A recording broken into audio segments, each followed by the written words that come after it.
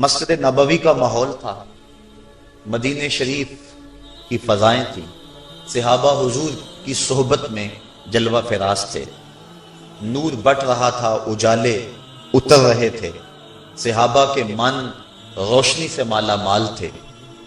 حضرت عمر فاروق رضی اللہ تعالی عنہ فرماتے ہیں کہ ایک شخص آیا جس کی گھنی سیاہ داڑھی تھی اور اس کا سفید لباس تھا، ہم میں سے اسے کوئی جانتا بھی نہیں تھا، لیکن اپنے وجود کی تر و تازگی کی وجہ سے وہ مسافر بھی دکھائی نہیں دیتا تھا، کیونکہ مسافر ہوتا تو آثار سفر اس کے بدن سے ظاہر ہوتے، لگتا تھا جس طرح یہی کسی گلی سے نکل کے آیا ہے، لیکن چونکہ وہ وہاں کا رہنے والا نہیں تھا، ہم میں سے اسے کوئی پہچانتا بھی نہیں تھا۔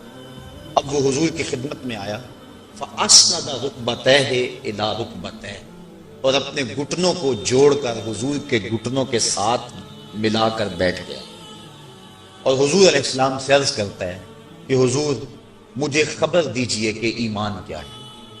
حضور نے ارشاد فرمایا ایمان یہ ہے کہ تو اللہ پر ایمان لائے، اس کے رسول پر ایمان لائے، پچھلی کتابوں پہ ایمان لائے، اچھی بری تقدیر پہ ایمان لائے، فرشتوں پہ ایمان لائے۔ بتایا حضور نے تو اس نے کہا صدقتا، آپ نے سچ کہا۔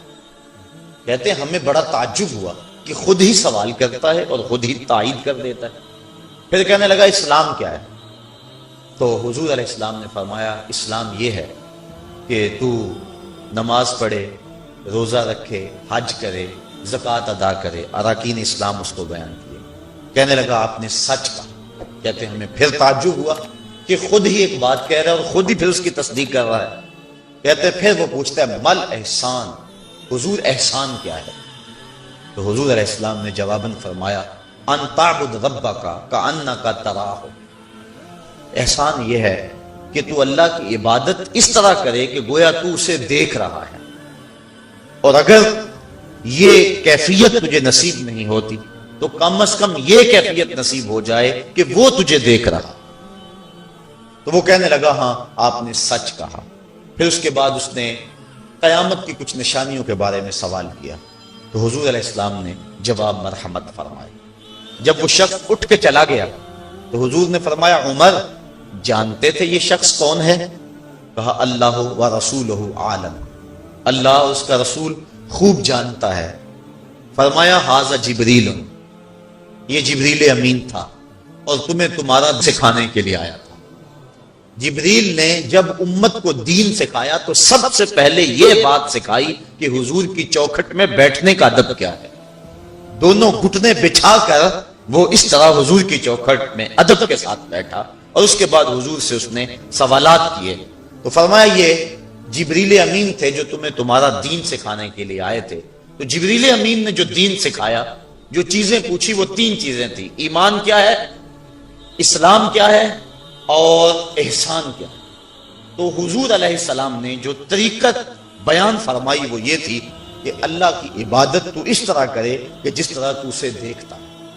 اگر یہ کیفیت مل جائے تو سبحان اللہ، لیکن اگر یہ کیفیت نہیں ملی تو کم از کم یہ کیفیت تو ملے کہ وہ مجھے دیکھ رہا ہے، اور اگر یہ کیفیت بھی مل جائے کہ وہ مجھے دیکھ رہا ہے تو بتائیے کہ پھر انسان کی زندگی میں کتنا سرور آ جائے گا کہ جب وہ نماز کے لیے کھڑا ہو تو اس تصور میں ڈوب جائے کہ میرا مالک تو مجھے دیکھ رہا ہے، تو پھر نماز کا کتنا سرور آ جائے گا اس کو، اور جب وہ کوئی اور نیک عمل کر رہا ہو تو اس تصور میں ڈوب جائے کہ میرا مالک میرے اوپر نگاہ لطف فرما رہا ہے، تو پھر اس کی کیفیت کا عالم کیا ہوگا۔ تو پھر اس کے لیے گناہ کرنا مشکل ہی نہیں محال ہو جائے گا۔ اس احساس سے پانی نہیں پیتا کہ میرا اللہ مجھے دیکھ رہا ہے، تو کیا مجھے یہ بتاؤ کہ جب وہ دکان پہ بیٹھ کے ڈنڈی مارتا ہے کہ اللہ اس وقت نہیں دیکھتا؟ جب وہ کسی کی جیب کاٹتا ہے اللہ اس وقت نہیں دیکھتا؟ جب وہ رشوت لے رہا ہوتا ہے اللہ اس وقت نہیں دیکھتا؟ کہ اللہ تعالیٰ صرف رمضان میں دیکھتا ہے، غیر رمضان میں نہیں دیکھتا؟ تو یہ احساس کاش کہ اس کے ساتھ لگ جائے کہ میرا مالک مجھے دیکھ رہا ہے، تو پھر گناہ کرنا مشکل ہی نہیں ناممکن ہو جاتا ہے۔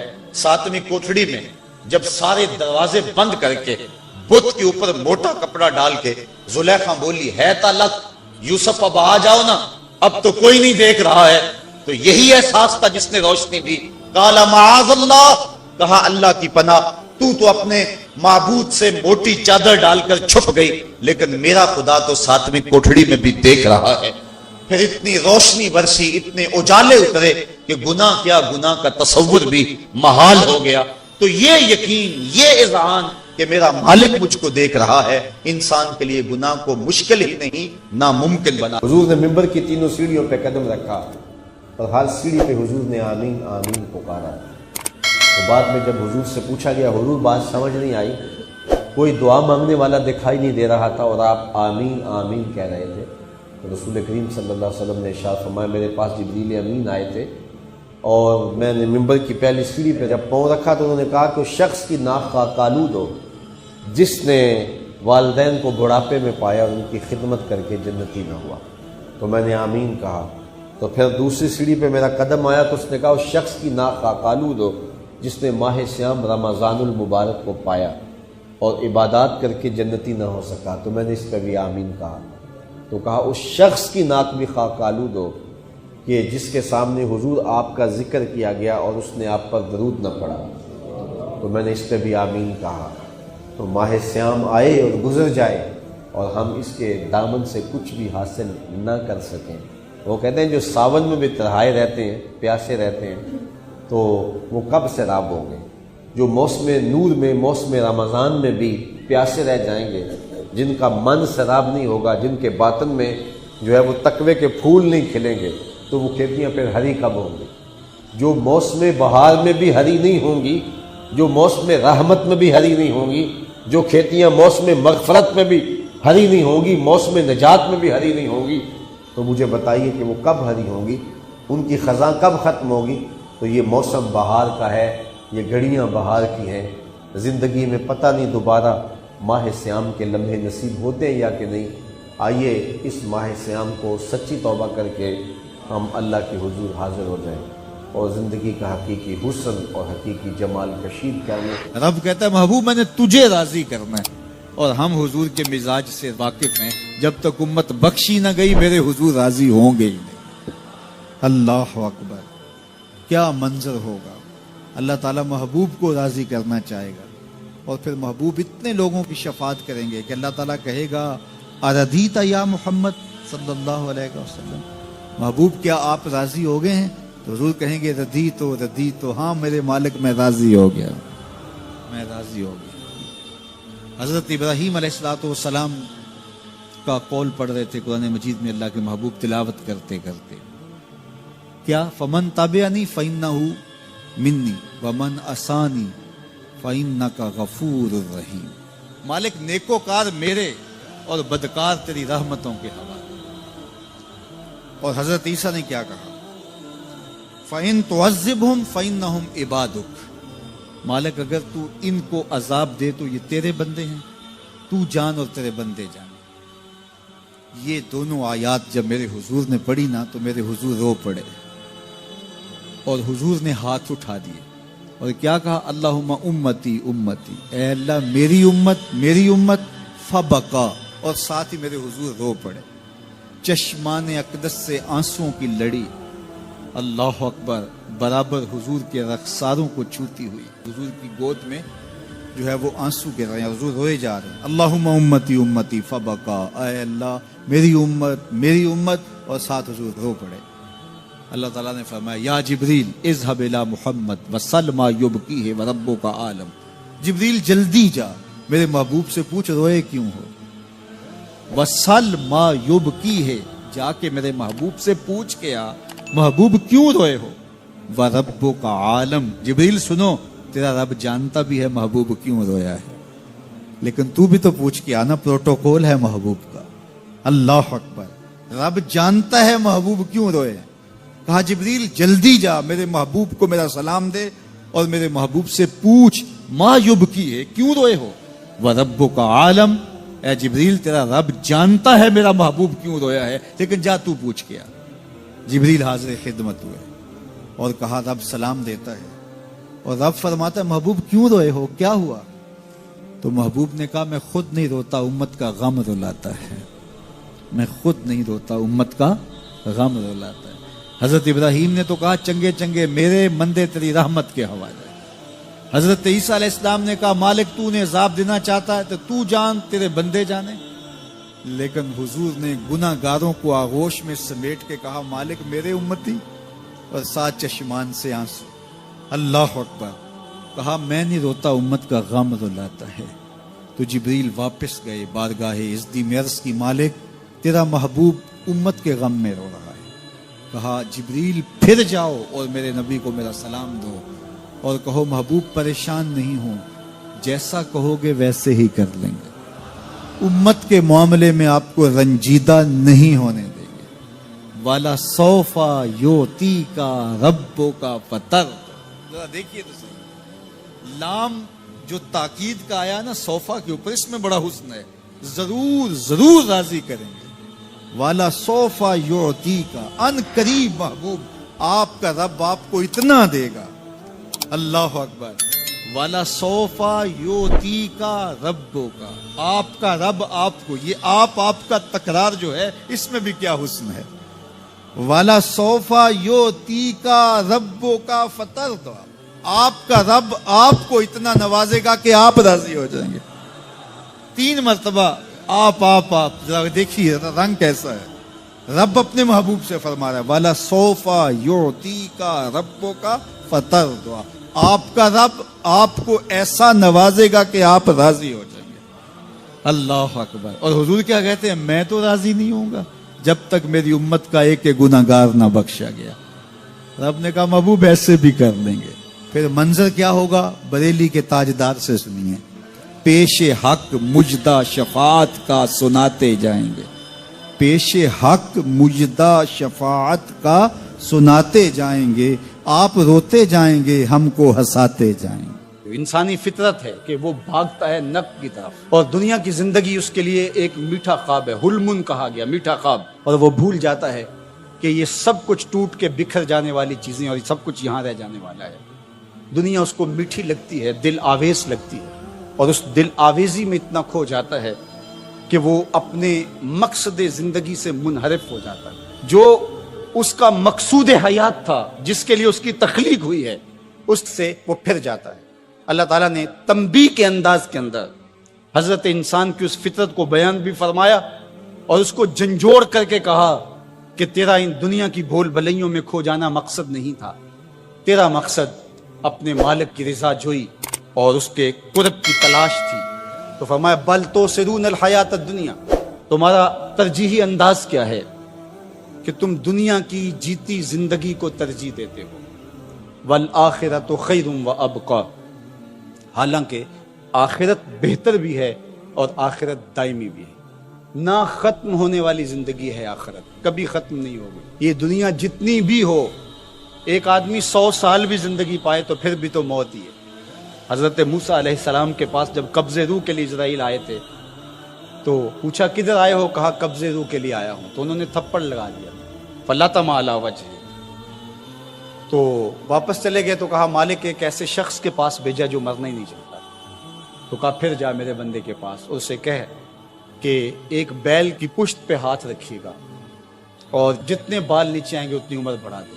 حاضر خدمت ہوئے، پوچھا کہ پھر دوبارہ آگے ہو، کہا کہ بس آپ کے عمر کے اضافے کا سندیسہ لے کر آیا ہوں، کسی بیل پہ ہاتھ رکھیے گا، جتنے بال نیچے آئیں گے اتنی عمر بڑھا دی جائے گی۔ تو بولے پھر کیا ہوگا، کہا پھر موت، کہا اگر پھر بھی ہے تو ابھی روح قبض ہے، 100 سال بھی جئیں گے تو پھر بھی موت ہے، موت ہے ہنگامہ آرا کلزم خاموش میں، ڈوب جاتے ہیں سفینے موج کی آغوش میں۔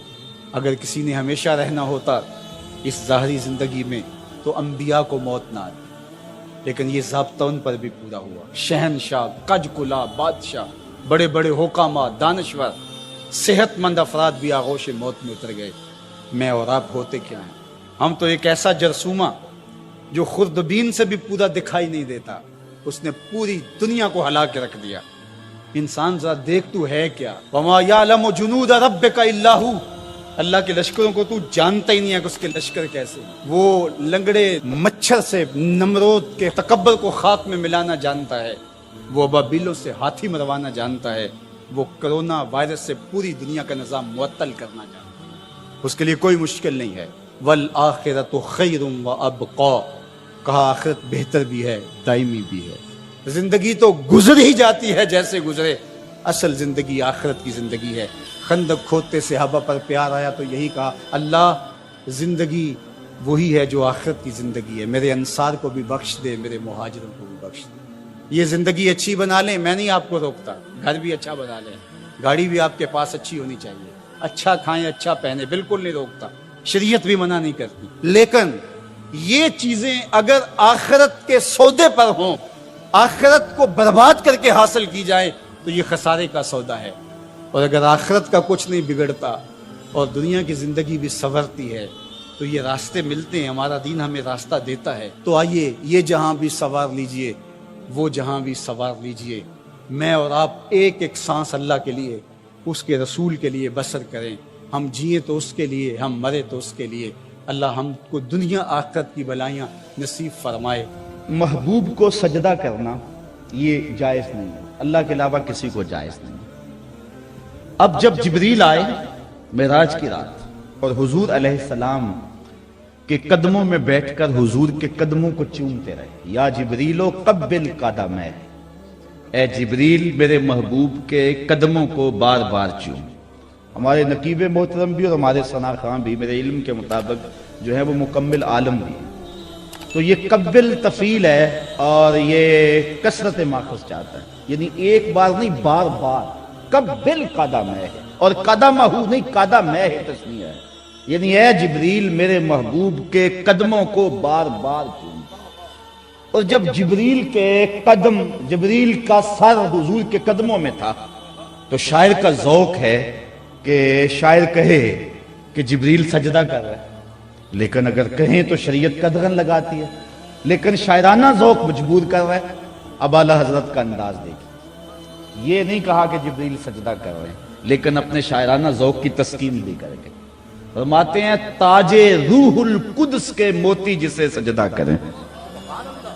اعلیٰ حضرت فرماتے ہیں کہ جو جبریل نے تاج پہنا ہوا تھا اور تاج پر موتیوں کی لڑیاں تھیں اور وہ لڑیاں سجدہ کر رہی تھیں، اب لڑیاں تو غیر مکلف ہیں، ان کا سجدہ منع تو نہیں ہے، تو جب لڑیاں جھکی ہیں تو امامہ بھی جھکا ہے، جب امامہ جھکا ہے تو سر بھی جھکا ہے، تو کہا تاج روح القدس کے موتی جسے سجدہ کریں، رکھتی ہیں کتنا وقار، اللہ اکبر ایڑیاں۔ تاج روح القدس کے موتی جسے سجدہ کریں، رکھتی ہیں کتنا وقار، اللہ اکبر ایڑیاں۔ اور پھر ایک دن اعلیٰ حضرت کا جی چاہا کہ میں حضور کی زلفوں کو گھٹا کروں۔ شاعر کہتا ہے نا محبوب کے چہرے کو وہ دن کہہ لیتا ہے اور زلفوں کو رات کہہ لیتا ہے، وہ حافظ شیرازی کہتا ہے بفروغ چہرہ زلفت رہے دل زند ہما شب چہ دلاورست دزدے کہ بشب چراغ دارد۔ وہ کہتا ہے کہ وہ کالی رات کے اندر چراغ جلا کے، کالی رات، زلفوں کی کالی رات کے اندر چہرے کا چراغ جلا کے دو لوگوں کے دل لوٹ رہا ہے۔ کتنا بہادر چور ہے کہ دن کو لوٹ رہا ہے، چہ دلاورست دزدے کہ بشب چراغ دارد، کتنا بہادر چور ہے کہ دن کو لوٹ رہا ہے۔ تو شاعر کا مزاج ہے کہ زلفوں کو رات کہے اور چہرے کو دن کہے، یہ ذوق اعلیٰ حضرت کو بھی آیا، لیکن پھر کہا میں کیوں کہوں رات، لیکن پھر ذوق تھا کہ شعراء تو کہتے آئے ہیں، پھر ذوق نے یاوری کی، کہا اچھو رات نہیں کہتا لیلۃ القدر کہہ لیتا ہوں۔ حضور جب درمیان میں مانگ نکالتے تھے سیدھی مانگ، تو اعلیٰ حضرت نے کہا کہ لیلۃ القدر میں مطلع فجر حق، لیلۃ القدر میں مطلع فجر حق، مانگ کی استقامت پہ لاکھوں سلام، مانگ کی استقامت پہ لاکھوں سلام۔ ایسا حسن اگر کسی کے لیے اس لیے پیار کیا جاتا ہے کہ وہ حسین بڑا ہے، تو بتاؤ حضور سے بڑا حسین کون ہے؟ اعلیٰ حضرت فرماتے ہیں، بات اعلیٰ حضرت کی چل پڑی، سخن شاعری شہر یار اپنی جگہ، نعت کہنے کو احمد رضا چاہیے۔ فرماتے ہیں بلبل نے گل ان کو کہا، بلبل نے، بلبل کی انتہائی پرواز نہیں ہے، اس سے آگے تو بلبل سوچ ہی نہیں سکتی۔ بلبل نے گل ان کو کہا، کمری نے سروے جہاں فضا، حیرت نے جھنجھلا کر کہا یہ بھی نہیں وہ بھی نہیں، خورشید تھا کس زور پر، کیا بھڑ کے چمکا تھا قمر، بے پردہ جب وہ رخ ہوا یہ بھی نہیں وہ بھی نہیں۔ ایسا حسن دیا کہ کائنات تکتی رہ جائے، صرف 23-24 صحابہ ہیں جو حضور کا حسن بیان کرتے، 1,24,000 صحابہ نے حضور کو دیکھا۔ آپ نے مجھے دیکھا ہے، اگر بعد میں کوئی پوچھے کہ جناب کیسے تھے تو آپ میرا ناک نقشہ بیان کر دیں گے؟ رنگت ایسی تھی، نقوش ایسے تھے، کہنے سننے کا انداز یہ تھا، لباس وضاقتہ یہ تھی، اٹھنے بیٹھنے کی چال رفتار کی ساری انداز آپ بتا دیں گے؟ ایک مرتبہ دیکھا اور بیان کر دیں گے آپ؟ اور جنہوں نے شب و روز دیکھا اور ایک نہیں بار بار دیکھا، صحابی بنتا ہی تب ہے جو رخ مصطفیٰ کو دیکھے، لیکن اس کے باوجود وہ حلیہ بیان نہیں کرتے، صرف 22 23 24 25 لگا لیں۔ اور یہ بھی وہ ہے جنہوں نے بچپن میں حضور کو دیکھا، تو یہ یا حضور کو سوئے ہوئے دیکھا یا گھر والے افراد ہیں، یہ حلیہ بیان کرتے ہیں، باقی حلیہ بیان نہیں کرتے۔ کہتے ہیں اس لیے کہ کسی آنکھ میں ہمت ہی نہیں تھی کہ دیکھ سکتی۔ ایک دوسرے سے پوچھتے تھے بتاؤ حضور کیسے تھے، کہا تم نے نہیں دیکھا، کہا نہیں دیکھا، دیکھ کر بھی نہیں دیکھا۔ جس گھر میں کتا، تصویر اور جنبی یہ تین ہوں وہاں رحمت کا فرشتہ نہیں آتا۔ کتا ہو، کسی کو غسل کی حاجت ہو اور اس کے باوجود وہ غسل نہ کرے، جنبی، اور تیسرا جو ہے وہ تصویر، جہاں یہ ہوں میرے حضور نے فرمایا وہاں رحمت کا فرشتہ نہیں آتا۔ تو بعض گھروں کے اندر قد آدم کے برابر تصویریں لگی ہوئی ہوتی ہیں، تو ظاہر رحمت کا فرشتہ تو وہاں نہیں آئے گا۔ اور پھر یہ تصویر کسی تقدس مآب ہستی کی ہی کیوں نہ ہو تو پھر بھی اس سے گریز کرنے کا کہا گیا ہے۔ اور آج ہمارے گھروں کے اندر سکرین کے اوپر جو تصویریں چل رہی ہوتی ہیں اور جو مختلف چینلز کے اوپر چل رہا ہوتا ہے، تو پھر ہم کہتے ہیں کہ پتہ نہیں برکت کہاں اڑ گئی، میاں رحمت کے فرشتے تمہارے گھر میں کبھی آئے نہیں تو پھر برکت کہاں سے آئے؟ پہلے مال تھوڑا ہوتا تھا، پیسے لوگوں کے پاس اتنے نہیں ہوتے تھے، 100 روپے کا منہ کوئی دیکھتا تھا، لوگ پیدل سفر کرتے تھے۔ میں ایک دیہات کا رہنے والا ہوں، سارے لوگ پیدل شہر میں آتے تھے، لوگوں کے پاس دو سے زیادہ جوڑے نہیں ہوتے تھے، اچھا جوتا کسی کے پاس نہیں ہوتا تھا، شادیوں سے بڑے بھائی کا جوتا، چھوٹے بھائی کا جوتا، ایک دوسرے کے جوتے مانگ کے لوگ لے کے جایا کرتے تھے۔ اسکول کے بچوں کے پاس بہت ساری مائیں تو کچھ کھانے کے لیے دے دیتی تھی کہ یہ دوپہر کو کھا لینا، اور خرچی بھی بڑی معمولی سے ملتی تھی۔ اور آج ہر بچہ 200-300 روپے کا بیلنس روز جو ہے وہ موبائل پہ خرچ کرتا ہے، موٹر سائیکل کا جو ہے وہ تیل الگ خرچ کرتا ہے، اور جو اس کی جیبیں بھری ہوئی ہوتی ہیں، اور اتنا کچھ ہونے کے باوجود برکت نہیں ہے۔ برکت جو ہے وہ پیسوں سے نہیں آتی، جب رحمت کے فرشتے آتے ہیں برکتیں لے کے آتے ہیں۔ اور ہمارے گھروں کے اندر جو قدآور سکرینیں لگی ہوئی ہیں اس سے برکت اڑ گئی ہوئی ہے، اور اس پہ پھر کیا کیا دیکھا جا رہا ہے اور کیا کیا دکھایا جا رہا ہے، تو پورے ملک سے برکت اڑ گئی ہوئی ہے۔ پیسے کی فراوانی کے باوجود برکت باقی نہیں رہی ہے۔ کثرت کچھ چیز نہیں ہے، برکت کچھ چیز ہے۔ تو اللہ سے کثرت کی بجائے برکت مانگو، جب برکت مانگو گے تو تھوڑے میں بھی اللہ تمہیں وہ سکون اور طمانینت قلب عطا کر دے گا جو زیادہ والوں کو بھی نصیب نہیں ہوتا۔ تو اصل مقصود تو طمانینت ہے۔ تو اپنی اولاد کو جو ہے وہ اپنے عمل کے ساتھ، اپنے رویے کے ساتھ صالحیت کی جانب لے کر کیا جاؤ۔ قرآن مجید کی تلاوت معمول رہے گھر میں، اور 5 گانہ نماز کے لیے گھر میں مصلی بچھیں، مائیں بہنیں بیٹیاں گھروں میں مصلی بچھائیں، اور مرد حضرات مسجد کا رخ کریں، تو پھر دیکھنا کہ اس کے اثرات نہ کو کلمہ جیڑا کہندا منکر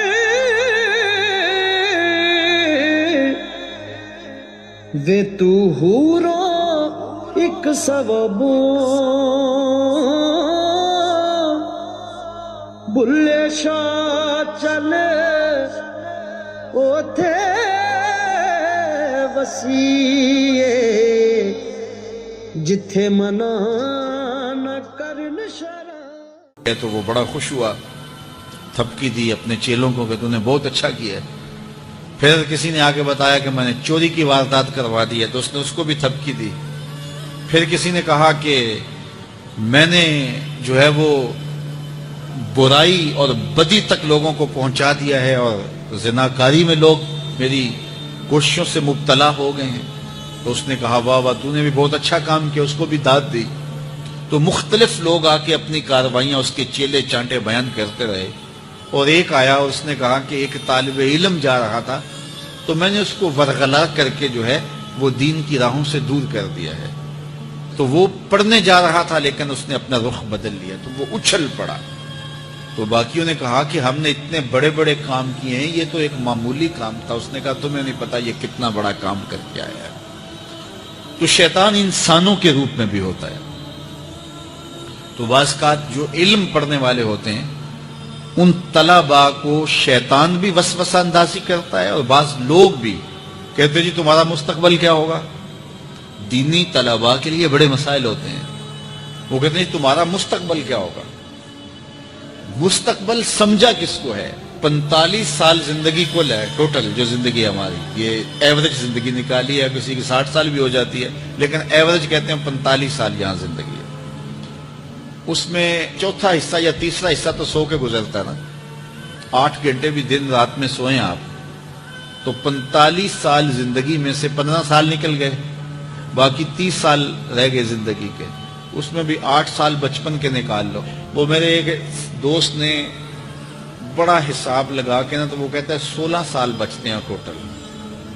جب 45 سال ایوریج زندگی ہے تو جو زندگی گزرتی ہے بھرپور وہ 16 سال ہے۔ تو میں کہتا ہوں کہ ایک سال جو ہے وہ یہ سیلفیوں کا بھی نکال لو، یہ بھی ہر جو ہے وہ آدھے گھنٹے کے بعد 5 منٹ یہ بھی صرف ہوتے ہیں۔ تو 15 سال 16 سال ٹوٹل زندگی ہے، اس کو مستقبل سمجھا جاتا ہے۔ اصل مستقبل کون سا ہے؟ اللہم ان العیش عیش الآخرہ۔ میرے حضور فرماتے ہیں اصل زندگی تو آخرت کی زندگی۔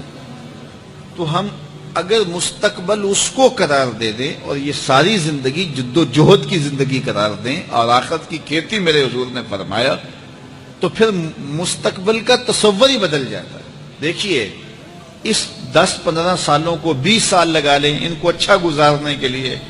ایک انجینئر ہے، ایک ڈاکٹر ہے، اور مختلف علوم و فنون کا حاصل کرنے والا ایک بزنس مین ہے، کتنی محنت کرتا ہے، جوانی جیسے حسین لمحے وہ دن رات ایک کر کے گزار دیتا ہے۔ عزیزوں کی شادی قریب ہے لیکن وہ نئی شادی پہ پہنچا جی، بس وہ اس کا بڑا حساس معاملہ ہے تعلیم کا، تو اس نے خوشیاں چھوڑ دیں، عیدیں چھوڑ دیں، گھر سے دور رہا، کیوں جی میرا مستقبل سنور جائے۔ اپنے کیریئر کو بنانے کے لیے، اپنے کاروبار کو کھڑا کرنے کے لیے کس کس محنت کے اندر اس نے صرف کیے، اور مستقبل کتنا ہے، اور وہ بھی آرام سے نہیں پھر بیٹھ جانا، اس محنت کے بعد پھر اس مستقبل کے اندر بھی محنت مسلسل باقی رہے گی۔ لیکن وہ جو زندگی ہے جو حقیقی مستقبل ہے اس میں عمل نہیں ہے، حتیٰ کہ اس میں نمازیں بھی نہیں۔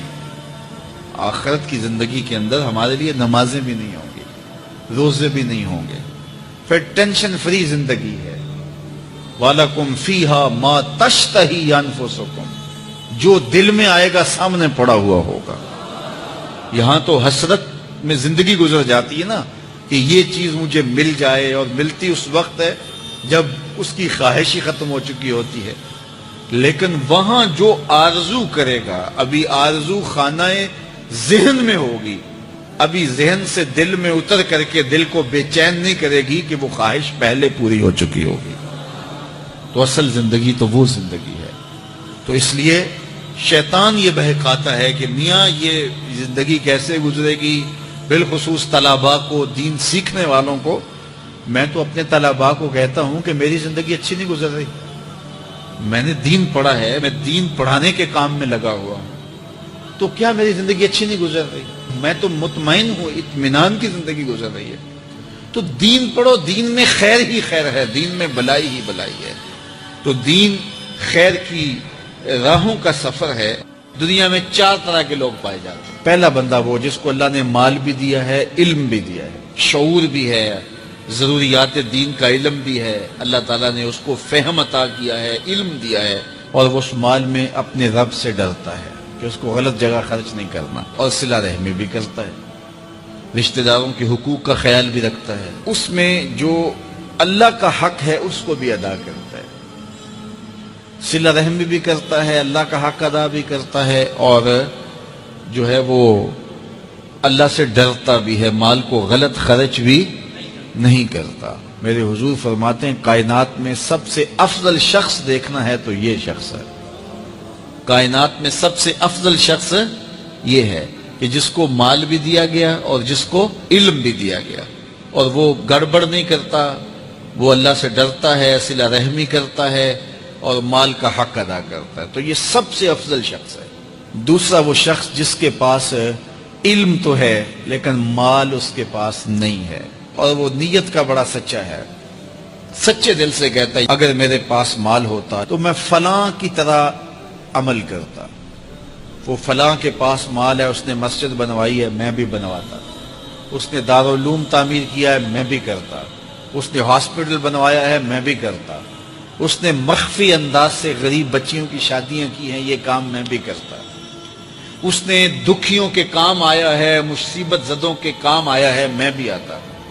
تو وہ کہتا ہے کاش کہ میرے پاس، اور یہ سچے دل سے کہہ رہا ہے، یہ نہیں کہ ہوتا تو پھر یہ اوپر اس میں کہہ رہا ہے ہو تو پھر تیور ہی بدل جاتے ہیں نا۔ صادق کو نیت ہوتا ہے کہ اگر واقعی اس کو وہ نصیب ہو جائے تو وہ وہیں کھڑا نظر آئے، تو حضور فرماتے ہیں وہ ہو بھی سچی نیت والا، سچی نیت والا، اور وہ کہتا ہے اللہ مجھے اگر مال دے میں فلاں کی طرح عمل کروں گا۔ میرے رسول فرماتے ہیں قیامت کے دن جب نامہ یا مال تولا جائے گا دونوں کے عمل برابر ہوں گے، اس نے خرچ کیا اور اس نے صرف نیت کی تو دونوں برابر کھڑے ہوں گے۔ اس نے مسجد بنائی، دارالعلوم بنایا، اس نے بنایا کچھ نہیں تھا، نیت کی تھا، دیکھو نا علم تھا، علم کی وجہ سے نمبر لے گیا۔ کہتا مالک میرے پاس ہوتا میں یوں کرتا، کیا کچھ نہیں، نہ ہوا نہ کیا، لیکن قیامت کے دن جب نامہ مال تونے کے برابر کھڑے ہوں گے۔ اچھا، تیسرا شخص جس کو اللہ نے مال دیا ہے لیکن علم نہیں دیا، مال کی فراوانی ہے لیکن علم نہیں ہے، شعور نہیں ہے، جہالت کی وجہ سے وہ مال میں گڑبڑ کرتا ہے اور اپنے رب سے بھی نہیں ڈرتا، ولا یصل رحمہ، اور صلہ رحمی بھی نہیں کرتا، اور اس کے اندر اللہ کا جو حق تھا وہ بھی ادا نہیں کرتا۔ میرے رسول فرماتے ہیں کائنات میں سب سے زیادہ خبیث بندہ دیکھنا ہے تو یہ کھڑا ہے، سب سے زیادہ منزل کے اعتبار سے خبیث ترین شخص یہ کھڑا ہے۔ چوتھا شخص کون سا ہے؟ جس کے پاس علم بھی نہیں ہے، جس کے پاس مال بھی نہیں ہے، اور وہ کہتا ہے کہ اگر میرے پاس مال ہوتا تو میں بھی فلاں کی طرح عیش کرتا، میں بھی یوں موج میلہ کرتا، مستیاں کرتا، شرابوں کے جام لڑاتا، یوں ناچ گانا کی محفلیں، رقص و سرود کی مجالس منعقد کرتا، میں بھی پھر من کی خوشیاں پوری کرتا۔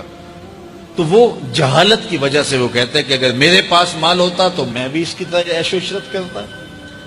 اللہ اکبر۔ میرے رسول فرماتے ہیں کل قیامت کے دن جب نامہ اعمال تولے جائیں گے تو دونوں ایک ہی جگہ پہ کھڑے ہوں گے، اس نے کیا بھی کچھ نہیں لیکن اس کے ساتھ کھڑا ہوگا۔ اب ان چار لوگوں میں سے کسی ایک جگہ تو کھڑا ہونا ہے ہم نے، جس کو اللہ نے مال بھی دیا ہے، علم بھی دیا ہے، تو وہ کہاں کھڑا ہوتا ہے؟ اور جس کے پاس علم ہے مال نہیں، جس کے پاس مال ہے علم نہیں، جس کے پاس نہ علم ہے نہ مال ہے، تو ہم میں سے ہر شخص کسی ایک پوزیشن میں تو ہے۔ اب ہم اپنے آپ کو کھڑا کریں اور ساری زندگی پھر وہاں کھڑا رکھیں، خیر کی راہ پہ کھڑا کریں کہ مالک شعور بھی دے، اپنے راستے کے اندر خرچ کرنے کی توفیق بھی دے، مال بھی دے اور توفیق بھی دے، تاکہ میں ان بندوں میں سے ہو جاؤں جن پہ تیری رحمتوں کا نزول ہوتا ہے۔ اللہ نے ہر انسان کے ساتھ ایک محافظ فرشتہ پیدا کیا ہے، اور اگر وہ محافظ فرشتہ انسان کے ساتھ نہ ہو، شیاطین انسان کو ویسے مار ڈالیں، انسان کو قتل کر ڈالیں اگر اللہ نے حفاظت کے لیے فرشتہ معمور نہ کیا ہو۔ یہ انسان کے دشمن ہیں اور انسان کو شیاطین راہ مستقیم سے ہٹانے کے لیے دن رات کوشیں۔ پھر یہ اتنا مکار دشمن ہے، ہر ایک کو ایک لاٹھی سے نہیں ہانکتا، اسے پتا ہے کہ کس کو کیسے بھٹکانا ہے۔ ایک شب زندہ دار جس کو سحری کے وقت اٹھ کے آنسو بہانے کا لطف ملتا ہے، اب شیطان اس کو کہے کہ سحری کے وقت اٹھا نہ کر، تو وہ شب زندہ دار جب اس کے آنسو مسلح میں جذب ہوتے ہیں اور وہ اترتے ہوئے آنکھوں سے آنسو اتنی لذت اسے دیتے ہیں کہ دنیا ما فیہا کی لذتیں ایک طرف اور یاد خدا میں رونا ایک طرف۔ اب شیطان کسی کو کہے کہ سحری کے وقت اٹھا نہ کر، تو کوئی شیطان کی یہ بات تھوڑی مانے گا، تو شیطان اسے یہ کہتا بھی نہیں ہے، اسے کہتا نہیں اٹھا کر، لیکن صبح بتا دیا کر کہ میں تہجد گزار ہوں، اسے ریا میں مبتلا کرے گا۔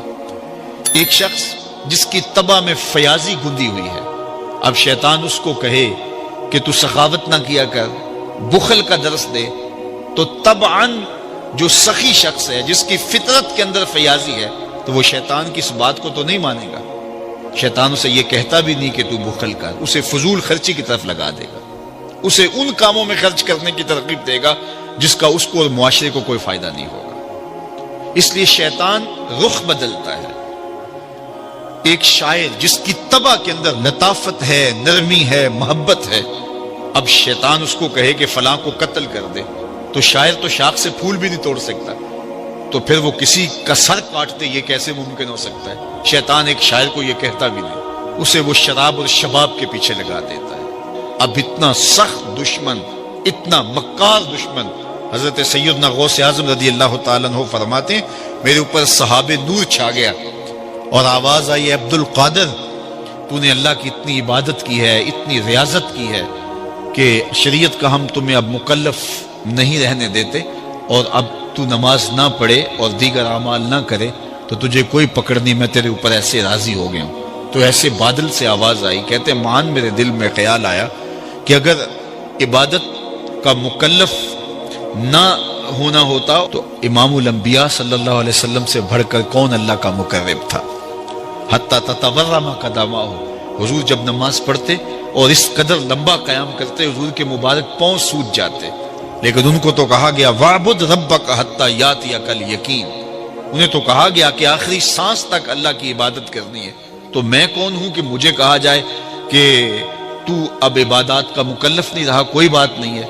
تو کہتے ہیں میں لا حول ولا قوت الا باللہ پڑھا تو وہ جو مجھے نور نظر آ رہا تھا وہ سیاہی میں بدل گیا. تو وہ ابلیس تھا جو اس رنگ میں مجھے بھٹکانا چاہتا تھا.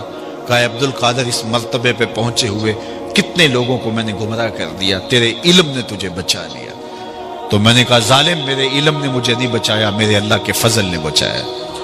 تو کہا پھر بچ گیا ہے، کئی میں نے یوں لوٹ لیے.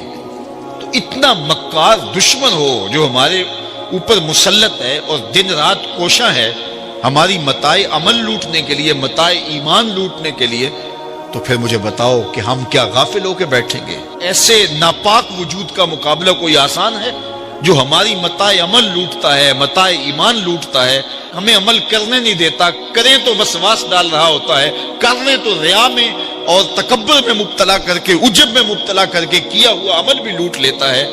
مجھے بتاؤ یہ کوئی جو ہے وہ سوکھا کام ہے کہ ہم مقابلہ کریں؟ اب ماہ سیام میں روزے سے بھوک بھی کاٹتے ہیں اور قرآن مجید کی تلاوت اور دیگر معمولات کے لیے ہمیں تنہائی بھی میسر آتی ہے، اور اسی طرح ہمیں روزے سے جو ہے وہ اپنی زبان کو کنٹرول کرنے کا درس بھی ملتا ہے. تو روزہ تمہاری زبان کا محافظ بن جاتا ہے، پھر روزہ تمہاری شہوات کے کنٹرول کا ذریعہ بن جاتا ہے، اور روزہ تنہائی کی وجہ سے اختلاط سے جو خرابیاں پیدا ہوتی ہیں ان سے تمہیں بچا لیتا ہے. تو گویا ماہ سیام اللہ تعالیٰ کی رحمتوں کا ایک روپ ہے، اور یہ ایک مہینے کا تربیتی کورس ہے جس کے ذریعے سے ہم اپنے باطن کی صفائی کر سکتے ہیں اور اندر کی غلاستیں، اندر کے میل کو چیل